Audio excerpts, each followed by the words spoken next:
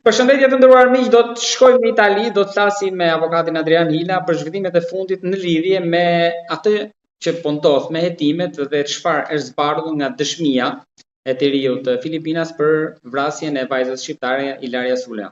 Avokat, përshëndetje dhe faleminderit. Përshëndetje të gjithëve. Për sa i përket vrasjes, është një fenomen për fat keq shumë i përhapur ose këto të fundit në Itali, përveç Ilaria Sulas, këto ditë ka ndodhur dhe një vrasje tjetër dhe duhet të themi që pikërisht dje i arrestuari, i cili është marrë në pyetësor nga gjykatësi i hetimeve preliminare të vendit ku ka ndodhur ngjarja, ka folur për 5 orë dhe ka dhënë detaje. Disa detaje mbi çfarë ka ndodhur atë natë. Flitet që ngjarja, vrasja ka ndodhur në datë 25, mbas hetimeve që informacionet që kishin hetimet në fillim dhe trupi është rënë në datë 26. Nga pyetësori që ka zhvilluar dje i pandeuri, më saktë i hetuari, ka treguar se ngjarja ka ndodhur në mëngjes në datë 26 të mars dhe ka spostuar datën e. Ka dhënë disa detaje, cili shkaku nga informacionet që kemi ne tani është shkaku i ngjarjes ka qenë xhelozia, siç nga këto informacione paraprake që kemi ne. Lidhja mes tyre ishte djemtëri, ka njohur jo më shumë se një vit pak shumë në McDonald's. Ilaria ishte studente në shkenca statistike, ndërsa Mark ishte student në arkitektur dhe ka lidhur një lidhje bashkë. Kjo lidhje, siç duket, pak kohë para se të ndodhte ngjarja, ka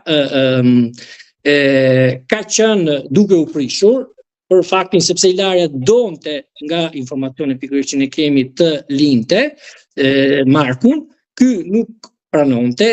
Në datë 25 Ilaria është ka vajtur tek shtëpia e Markut për t'i dhënë disa sende të tija. Ka lindur debati, ka ndenjur aty atë natë dhe nga që siç duket kanë diskutuar deri vonë, nuk ishte më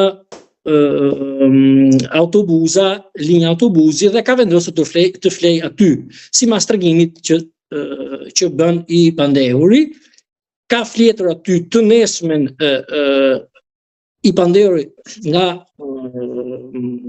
pyetësori që është zhvilluar, ka thënë që i ka çuar mëngjesin Ilaris dhe aty ka ndodhur ngjarja, mbasi ky Marku ka